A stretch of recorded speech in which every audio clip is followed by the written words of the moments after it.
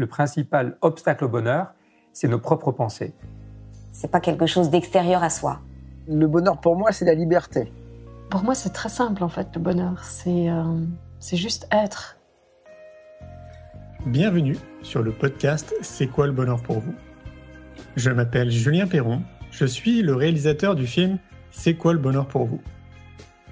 Pendant plus de 4 ans, je suis parti à travers le monde pour interviewer 1500 personnes autour de cette question fondamentale. À travers ce podcast, on parlera bien-être, développement personnel et médecine douce. Je vous souhaite un merveilleux voyage sur la route de la connaissance de soi.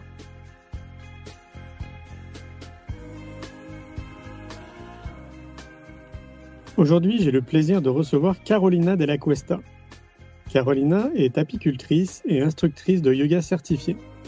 Elle aime partager des informations qui nous aident à mieux vivre. Elle est également ex-championne nationale de la Colombie en athlétisme. Cultiver son bonheur est un projet pratique et de l'apiculture. Leur devise, s'informer, s'inspirer, s'entraîner à être heureux. Et comment ?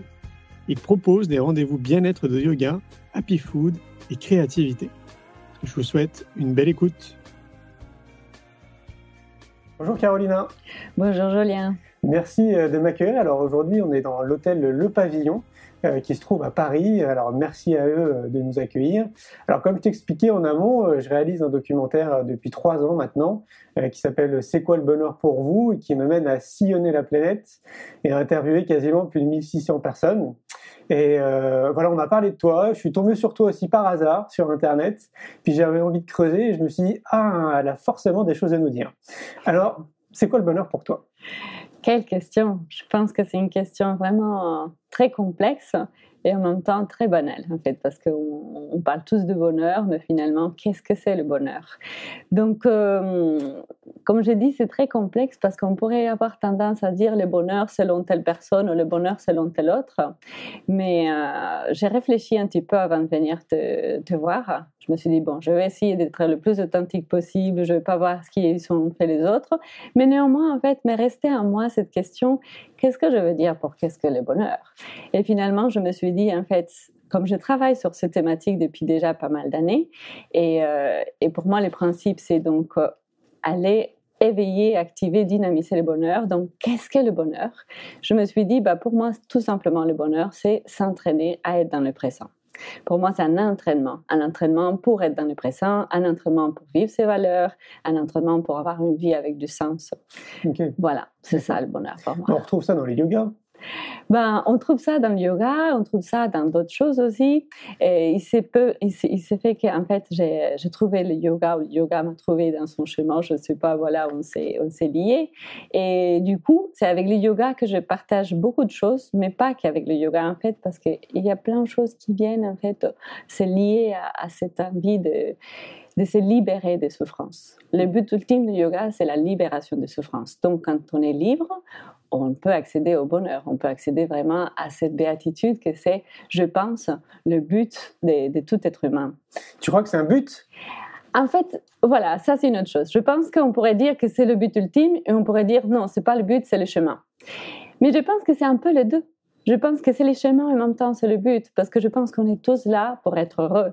Donc c'est un but ultime, mais dans un lâcher-prise de ce but ultime. En fait, c'est vraiment les petits instants de bonheur présent, c'est les petits du présent. Mais finalement, c'est quand même un but ultime en quelque sorte. Parce que je pense qu'on est tous sur Terre en voulant être heureux. Donc, c'est quand même un but. Le problème, c'est quand on veut juste être heureux, c'est ça le but. Donc, du coup, on oublie son présent et du coup, on oublie, en fait, juste d'être là. Et c'est là où résiderait, je pense, un des problèmes pour accéder au bonheur pur. Alors, qu'est-ce qui s'est passé sur notre planète pour que, comme je te le disais, moi, quand j'interviewe la population, qu'il y ait une personne sur 4 qui me regarde dans les yeux et qui me dise « Mais écoute, Julien, moi, je ne sais pas ce que c'est le bonheur pour moi. » Qu'est-ce qui s'est passé à un moment donné dans notre société pour qu'une personne sur 4 n'ait pas pris suffisamment de temps ou de recul dans sa vie pour penser à ça ? C'est une très bonne question. Je pense en fait que les gens, ils ont cette question mais de manière latente et que parfois c'est plus simple de ne pas se poser trop de questions parce que ça viendrait bouger trop de choses à l'intérieur. J'avais fait des petits tests d'enquête comme ça dans mon milieu en essayant de savoir quels étaient les rappinomètres personnels des gens pour savoir en fait comment on pouvait faire augmenter, grimper ou entretenir ces rappinomètres. Et donc, en faisant des expériences sur les terrains et en faisant des études aussi, des lectures sur tout ce qui était déjà fait, j'ai constaté que beaucoup de gens, en fait, soit se posaient pas la question, ou soit se la posaient, mais finalement, en fait, même si leur rappinomètre n'était pas très, on va dire, dans un niveau très développé, finalement, c'était pas plus mal que ça parce que peut-être chercher à l'intérieur des choses qu'il faudrait modifier ferait plus de mal, selon eux peut-être, qu'aller chercher à s'entraîner autrement pour faire d'autres manières de faire et aller vers un mieux vivre. Mais après, je peux pas répondre pour eux, pour ces 4 personnes. C'est une personne sur 4. Une personne sur 4. Ouais. Voilà, je peux pas répondre pour eux. Je suis des natures un peu, on va dire, existentialistes, parce que depuis que je suis toute petite, quand j'étais petite, on va dire, je me posais plein de questions sur quel est l'essence de la vie, pourquoi je suis là. Donc, je ne peux pas répondre pour eux. Je peux juste imaginer ce qu'ils peuvent penser. Oui, je ne sais pas. On sent que tu as un accent. Tu viens de quel pays? Je viens de Colombie. Colombie. En Colombie, on est heureux? Je me pose aussi beaucoup de questions en fait parce que comme c'est mon sujet de recherche, c'est quoi le bonheur, qu'est-ce qui influence le bonheur chez les gens, donc je vais répondre si en Colombie les gens sont heureux ou pas, mais c'est juste dans le contexte en fait. Et j'ai beaucoup aimé d'avoir trouvé les recherches de Sonia Lyubomirsky qui indiquent que le bonheur donc est une partie génétique, une partie environnementale, une partie donc qui nous correspond à 40% dans nos choix. Et donc il y a ces 10% d'environnement. Je me suis dit, les gens en Colombie, ces 10% d'environnement, où ils en sont en fait avec le bonheur? Parce que je remarque quand j'y vais, comme ce que je remarque aussi dans les pays où il fait chaud, où il fait bon, que les gens ont l'air d'être heureux, ils ont l'air d'être épanouis. Donc, je suis allée récemment en Colombie et avant d'aller, je me suis posé la question, mes hypothèses de recherche, en fait, pourquoi les Colombiens ou les Latino-Américains ou les gens qui vivent dans des pays chauds seraient a priori plus heureux que les autres, a priori. Donc, j'ai commencé à me dire, est-ce que c'est la chaleur? Parce qu'on dit que on peut être plus simplement pauvre au soleil. Parce que c'est vrai que même si tu n'as rien, sous un cocotier, tu as du coco, à côté tu as la banane plantain, bref, peut-être moins de besoins matériels, peut-être. Et c'est des gens très sociables, donc les liens sociaux est quelque chose de très important pour le bonheur. Ce sont des gens qui sont très familles. La famille et les amis, c'est un socle du bonheur. Et puis aussi, je me dis qu'ils sont des gens qui aiment danser. Et faire bouger les corps, c'est aussi une source de bonheur. Donc, il y a plein de petites choses qui font que, et aussi peut-être tout simplement, il y a des peuples plus positifs que d'autres. Donc voilà, il y a plusieurs petites choses qui font que, on pourrait dire que le Colombien, superficiellement, il est heureux. Parce que on sent en fait, c'est une joie de vivre quand on le voit, il y a une chaleur humaine qui se dégage, mais je dis superficiellement, parce qu'après, si on creuse un petit peu, je trouve que parfois ça peut rester assez matériel aussi justement, et que mine de rien, même s'ils sont plus proches de la nature parce que la nature elle est là, peut-être ils s'éloignent plus facilement parce qu'il y a l'emprise de tout ce qui est le commerce, les centres commerciaux dans les villes sont assez énormes, donc je pense qu'ils doivent sauvegarder ces beautés en fait qu'ils ont, des soleil, lumière, amitié, musique, joie.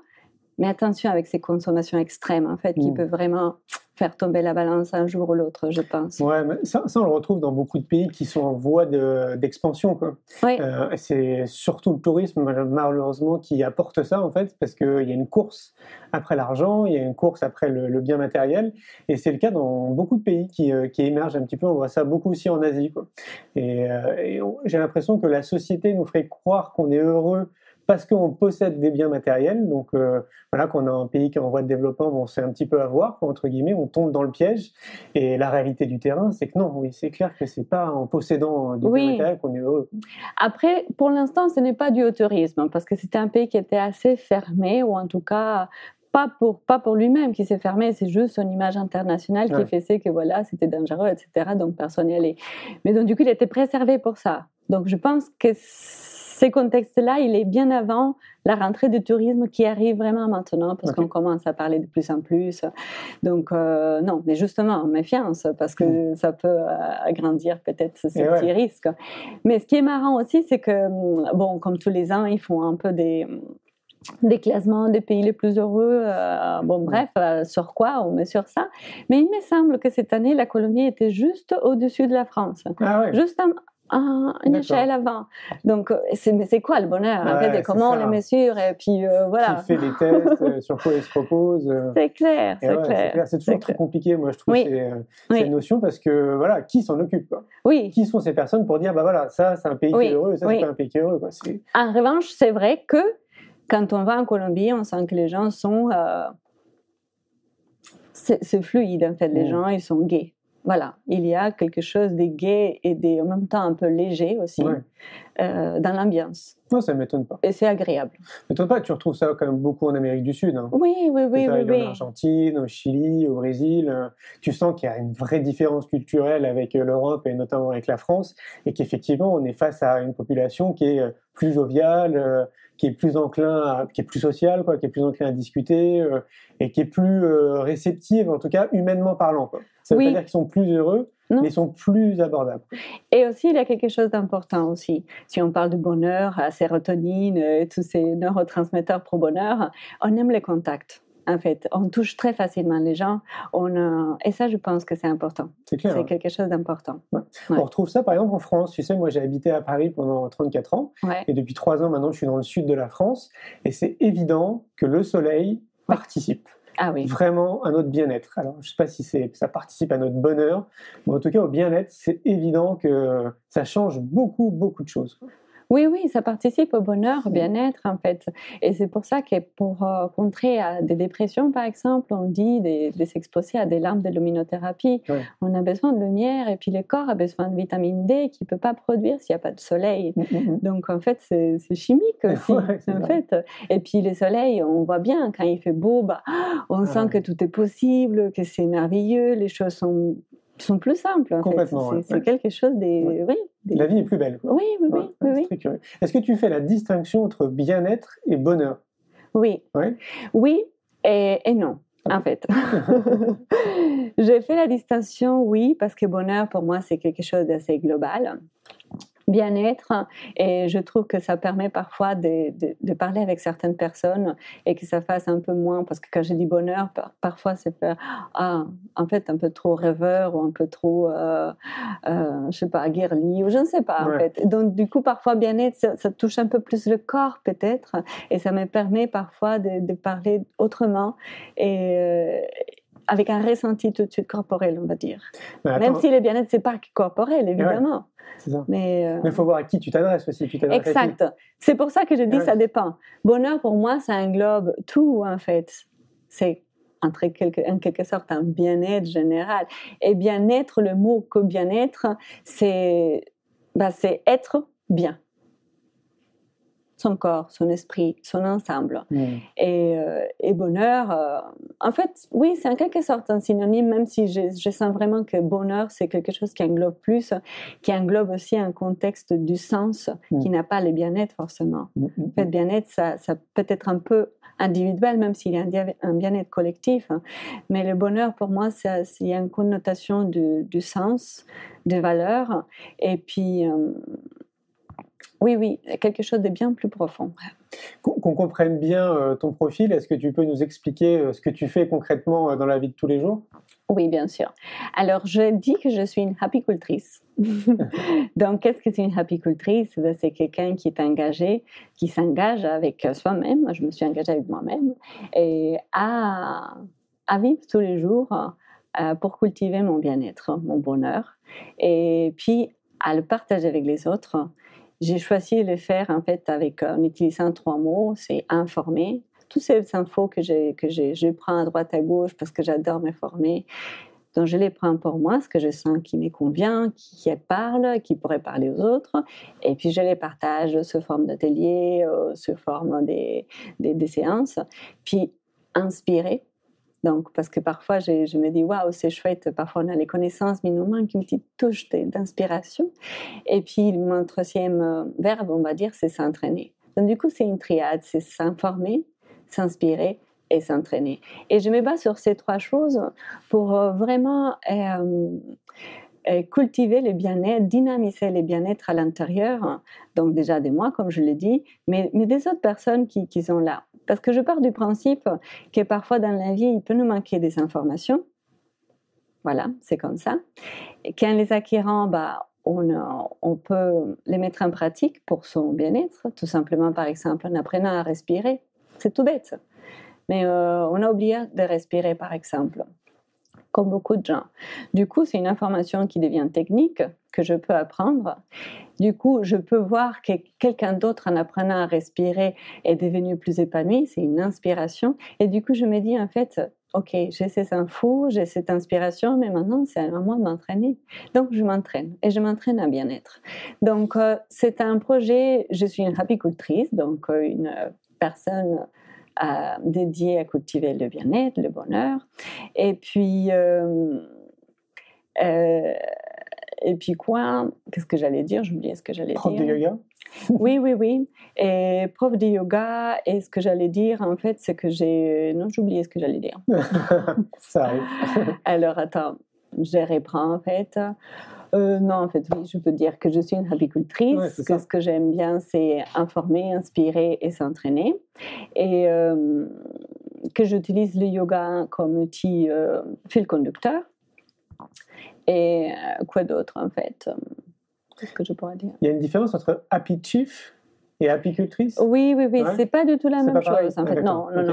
Pour moi, apiculteur, en fait, apicultrice, c'est un joke de mots, en fait. C'est juste pour dire que je suis quelqu'un d'engagé pour activer les bien-être, le bonheur chez les gens.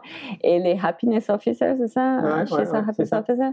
C'est vraiment un poste, en fait, dans les sociétés, un poste ressources humaines, un poste qui est là pour veiller au bien-être des salariés. Et j'avais notamment découvert celui de de la sécurité sociale belge, en fait. Ah ouais, okay. Oui, vraiment, c'était une happy ressources humaines.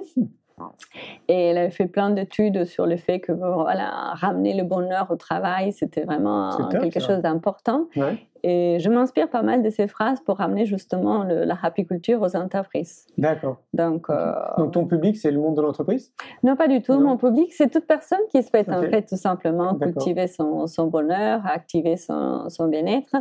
Et au tout début, je pensais en fait à la base, je voulais créer. Je suis journaliste de formation, et donc à la base, je voulais partager des infos avec les gens. Et je commençais mon projet à me dire voilà ce qui m'inspire, ce que je souhaite partager, mais comme à chaque fois que j'allais vers plus de choses, je voyais qu'il y avait encore un tas de choses décrites, des journaux, des revues, des livres, etc. Je me suis dit, non mais pourquoi tu vas faire une autre chose? Bon, bref. Donc du coup, j'ai laissé ce petit projet-là, petits, nos grands projets, des sources d'information bien-être. Mais c'est ces projets-là, en fait, qui m'ont fait naître les autres choses. Parce que du coup, je me suis formée pour être instructrice de yoga, pour partager mieux les informations. Et après, j'ai pris goût au partager le yoga comme ça, de cette manière. Et du coup, j'arrive pas encore à faire vivre ce projet d'information parce que les autres choses me prennent beaucoup de temps aussi. Donc, voilà. Mais c'était quand même la racine de tout ça. Un projet d'information qui sert à inspirer et puis à motiver à s'entraîner. Oui, je me souviens ce que je voulais dire tout à l'heure. Ah oui, voilà, c'était ça. Oui, non. Oui, c'est lié à ça. C'est que justement, en fait, une chose qui me touche, c'est que c'est le troisième mot, c'est s'entraîner. Parce que je pars du principe qu'on veut tous être heureux, même si 1 sur 4 l'a oublié ou on ne se pose pas la question. Mais je pars du principe qu'on souhaiterait tous être heureux, même si la personne l'a oublié et ne sait pas qu'est-ce que c'est le bonheur.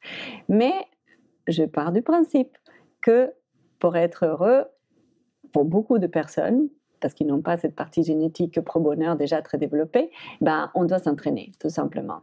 Et l'entraînement, donc ça passe très souvent par quelque chose, selon mon approche, corporel. Ok. C'est bouger, c'est respirer, c'est méditer, c'est bien se nourrir. C'est un tas de choses qui, voilà, mais on s'entraîne. On ne peut pas dire juste aujourd'hui, je fais un atelier 10 heures, ça y est, je suis heureux. Eh oui, bah oui. Ben non, c'est vraiment s'entraîner, c'est quotidien. Et c'est pour ça que tu as commencé notre interview en me demandant qu'est-ce que c'est le bonheur.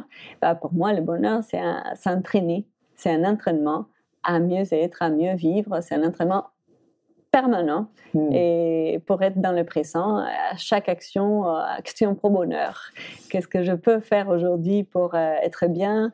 Déterminer ce qui me rend heureux, ce qui me fait sentir en fait que je vivre et aller, je m'entraîne. Et si je m'entraîne, je suis heureux, bah, mon entourage est heureux, et si mon entourage est heureux, ben en fait, c'est quelque chose qui se multiplie. Bien sûr. Bah oui. En t'écoutant, je pense à une chose, je me dis, je suis OK pour l'entraînement. Oui. Parce que, évidemment, on en parlait tout à l'heure, il y a un conditionnement sociétal qui est très important. Donc, c'est clair qu'il faut s'entraîner. En tout cas, il faut se déconditionner pour être mieux, on va dire, dans sa vie. Je crois que c'est un vrai exercice. Arriver dans une tranche d'âge. En revanche, je pense qu'on gagnerait beaucoup de temps à accompagner les enfants dès le départ, parce qu'il n'y aurait plus besoin d'entraînement après dans la vie, quoi. Tu vois ce que je veux dire? Et donc j'en reviens à ce que je te disais en amont. On est en train de créer une école, quoi, qui s'appelle l'école de la vie, qui est une école alternative, inspirée de différents courants alternatifs, avec pour objectif, un des objectifs de se dire que on veut tous une belle société, mais tout part de l'éducation, quoi. En réalité, les thérapeutes ne devraient pas exister, il ne devrait pas avoir de sophrologues, de naturaux, etc. Si dès la base, on nous accompagnait au mieux déjà pour se révéler qui on est réellement, pour comprendre, je sais pas, d'où vient une carotte, d'où vient un œuf, comment on le mange et quel effet ça a sur nous, c'est quoi la spiritualité, etc., etc. Quel est ton point de vue, toi, autour justement de ce sujet qui est pour moi fondamental, l'éducation? Je comprends ta question, en fait, elle est tout à fait intéressante. Effectivement, l'éducation, pour moi aussi, c'est la base de la base. Et je te rejoins dans ce que tu dis, bah, si les enfants recevaient une éducation différente, à l'écoute, à l'éveil, etc., bah, effectivement, il y aurait moins de thérapeutes. Et peut-être, moi je pense qu'il y aurait quand même, parce que ça n'existe pas, la perfection. Puis je pense aussi qu'on vient sur Terre, c'est ma conviction, parce qu'il y a des choses qu'on doit régler, entre guillemets, en fait, des évolutions à faire. Donc on viendra toujours avec des choses à résoudre. Et puis en fonction de nos blessures, on vivra des choses en fait qui éveilleront ces blessures.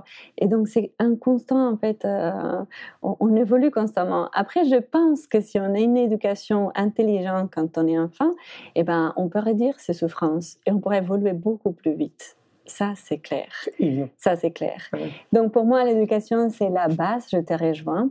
Et d'ailleurs, ça rejoint aussi mon idée de ce que je souhaite faire, parce que quand je dis que je suis apicultrice, en fait, je suis ce que j'appelle moi, mais je ne le dis pas tout le temps, parce que c'est un peu bizarre, je me considère comme si je faisais l'alphabétisation émotionnelle.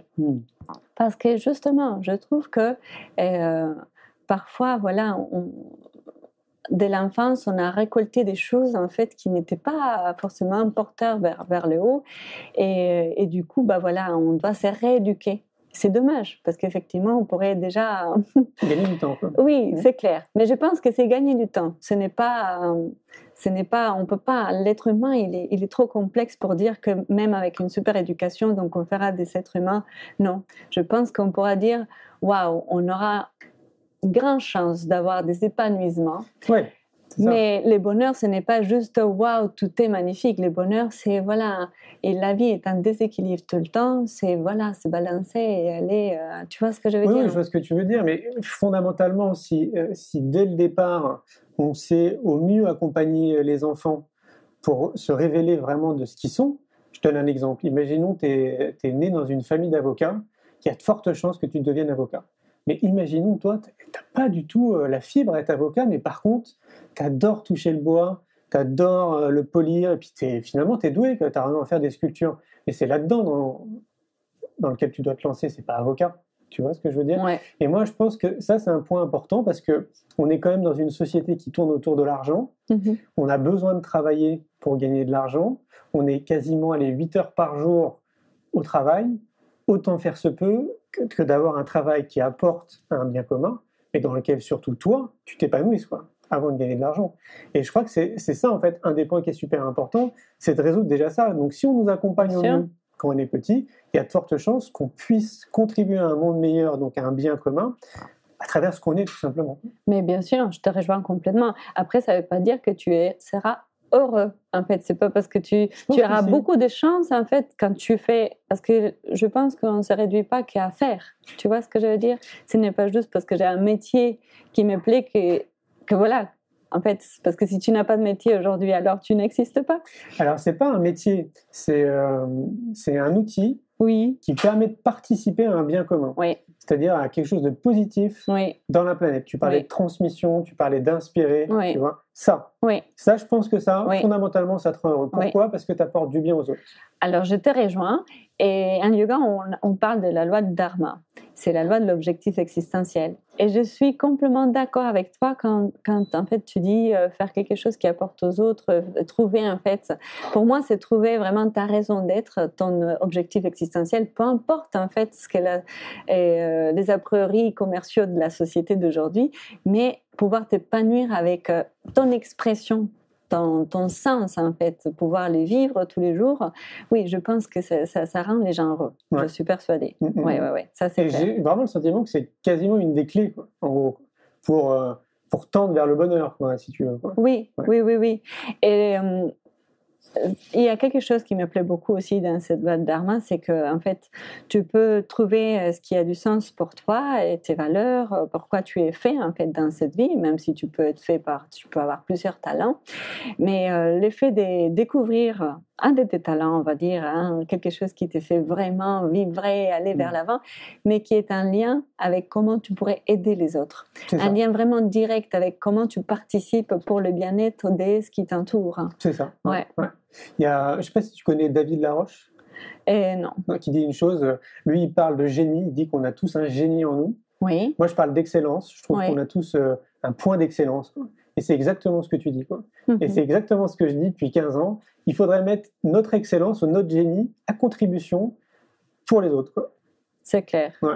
Et je me posais la question, je me suis dit, est-ce que si on mettait son talent au service des autres, non, si on ne mettait pas son talent au service des autres, si son bonheur n'était pas lié à ça, est-ce que ça pourrait exister un bonheur qui est délié de l'autre? Et je me disais, est-ce que c'est possible? Personnellement, je crois que non. Mais je ne peux pas dire la vérité. J'ai la sensation que c'est très lié, en fait, oui, il y a un rapport à l'autre. Ouais. Sinon, ce n'est pas un bonheur, c'est peut-être une joie personnelle, mais pas un bonheur. Bonheur, c'est quelque chose de profond. C'est ça, ouais. Alors qu'en plus, si on va beaucoup plus loin, on sait qu'on est tous liés les uns aux autres. Oui. Toi, dans ce qu'on appelle l'invisible, quoi. On a une interconnexion avec les animaux, avec les plantes. Nous, en tant qu'êtres humains, quand on est en train de discuter là en ce moment, nos cellules sont en train de discuter les unes avec les autres. Enfin, il y a quelque chose de chimique qui est en train de se passer. Et nous, on ne le voit pas, on ne le ressent pas, mais c'est une réalité. Les scientifiques le disent. Donc pour moi, ça me paraît tellement évident de mettre à contribution notre excellence pour les autres. C'est clair. Je pense qu'on serait quand même dans un monde très différent. Quoi, je suis d'accord avec toi. Cette direction. Ouais, c'est clair. De mettre notre talent au service des autres et puis tout simplement d'être vraiment en lien avec les autres. Ça me fait penser à quelque chose aussi, à un très joli outil pour développer le bonheur, pour faire grimper son happynomètre. Tu l'as certainement entendu dans tes milliers de vidéos. Mais j'ai pensé à ça et c'était l'outil de la gratitude. Et en fait, très souvent, quand tu commences à écrire ce qui t'a rendu heureux ou à remercier la vie pour ce que tu as vécu aujourd'hui, peu à peu, en fait, tu commences à rentrer dans des subtilités des autres, de la joie des autres, qui te rend vraiment heureux. Et donc, du coup, c'est ça aussi, en fait, pouvoir après être en lien avec l'autre pour développer aussi ton propre bonheur. Et parce que ça, c'est en fait, le bonheur pousse. C'est pas quelque chose qui se réduit quand on le partage ou quand on... Au contraire, en fait, il pousse. C'est clair. Et les études démontrent d'ailleurs que toi, être heureux, si tu as un ami heureux, tu vas aussi recevoir un pourcentage de son bonheur. Et même cet ami heureux qui est un ami heureux va recevoir, et ça c'est un cascade, je ne sais pas, jusqu'à peut-être à 5 niveaux ou un truc comme ça.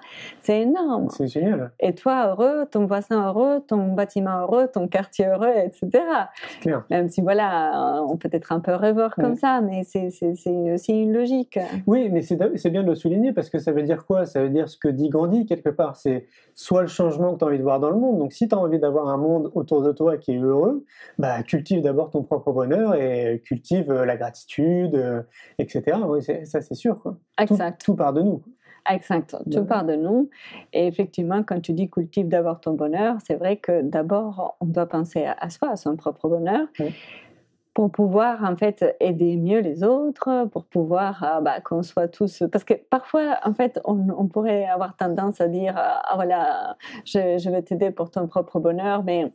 Et je dis ça parce que très souvent, on peut être responsable, se sentir responsable des bonheurs de sa famille, des bonheurs de tout le monde.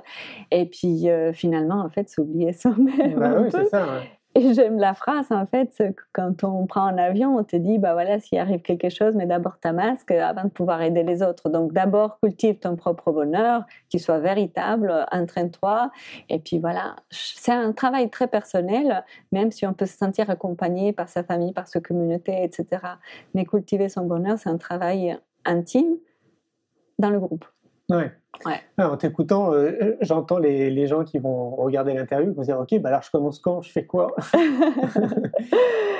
Alors oui, il y a maintes façons de commencer. Il y a vraiment très, très, très belles choses aujourd'hui grâce à Internet, grâce à la quantité de gens qui font des trucs merveilleux, des bouquins, et grâce à le type de projet que tu fais. Je ne sais pas, il y a plein de mille choses. Moi, ce que je propose et que je fais de tout cœur, c'est vraiment... J'ai créé des rendez-vous que j'appelle des rendez-vous bien-être. J'ai créé des séances du yoga que j'appelle Yoga for Happiness, où je partage des mouvements qui sont censés nous aider en fait à nous libérer des tensions, à libérer les corps, parce que c'est dans le corps qu'on vit les émotions. Donc libérer les corps, le faire bouger. Et j'ai fait des recherches pour voir quelles sont les postures en fait qui nous aident à nous libérer, à nous ressourcer, etc.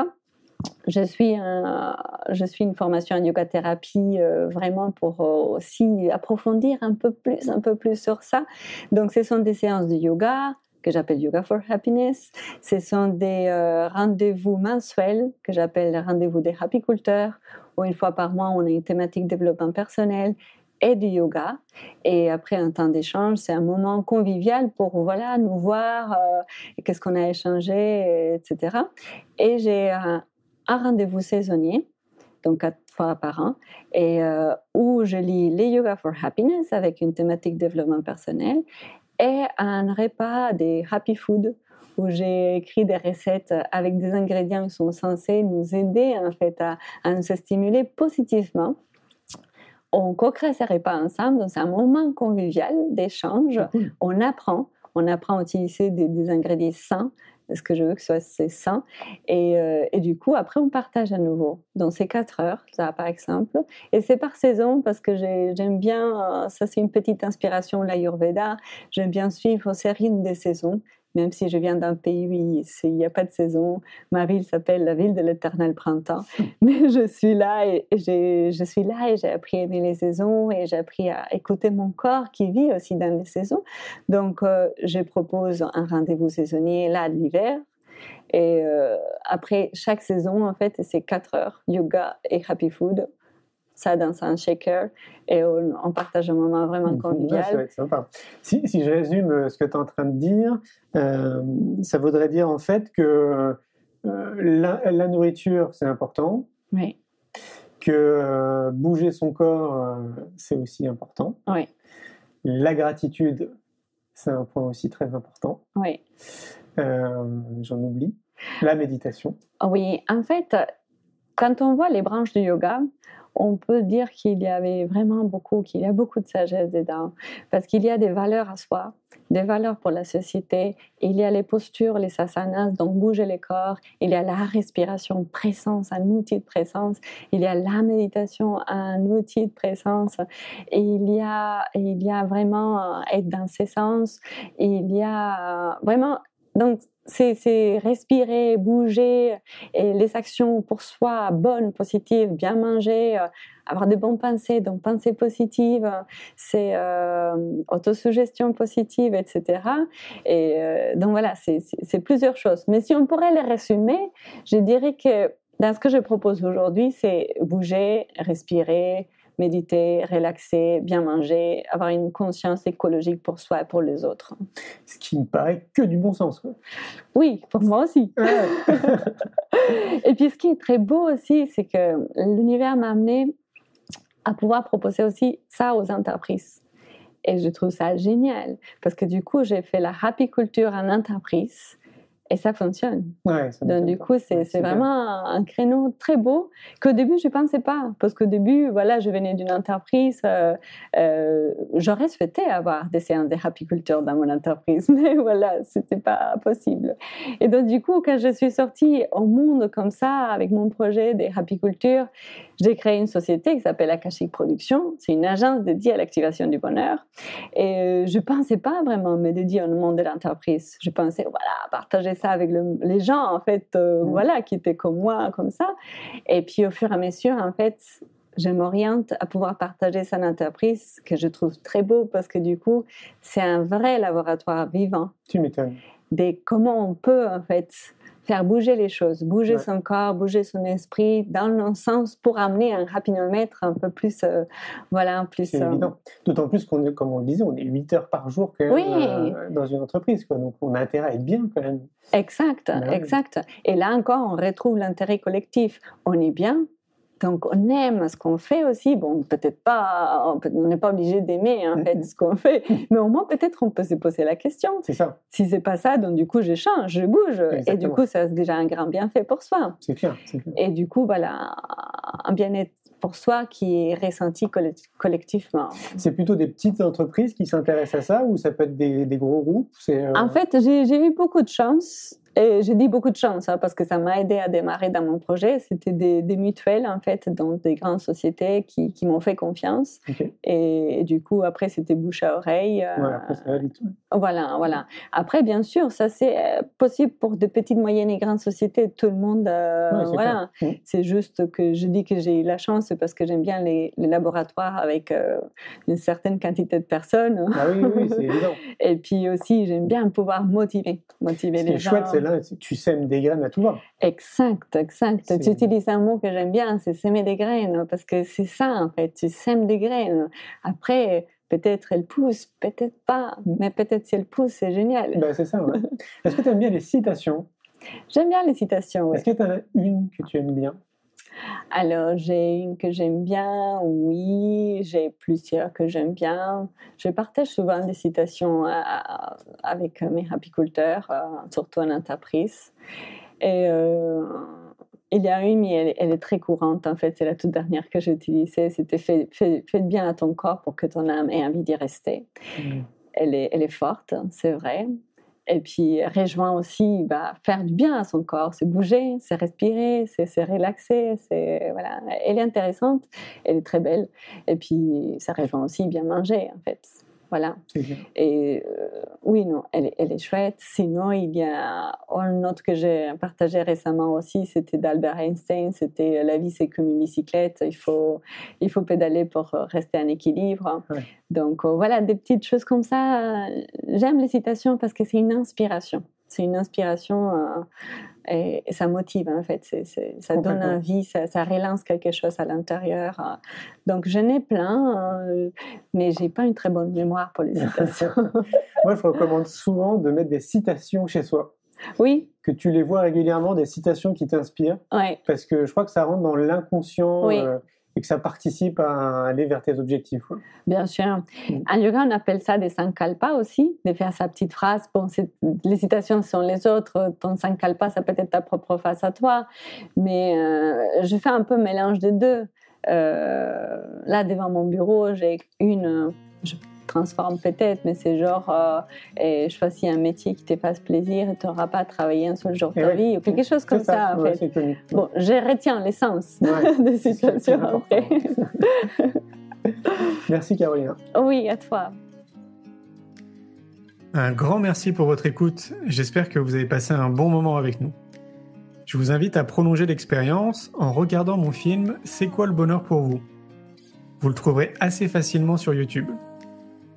Si vous souhaitez ancrer davantage les choses, nous avons créé le jeu de cartes « C'est quoi le bonheur pour vous ?» qui vous permettra de mieux vous connaître et de mieux connaître les gens avec lesquels vous allez jouer de manière ludique et bienveillante. Vous me retrouverez assez facilement sur les réseaux sociaux si vous souhaitez qu'on échange en direct. Et merci de nous laisser des messages ou des avis, des commentaires. Ça fait vraiment plaisir et je prendrai une grande joie à vous répondre. En attendant, je vous souhaite une très belle route et je vous retrouve maintenant la semaine prochaine pour un nouvel épisode du podcast « C'est quoi le bonheur pour vous ?»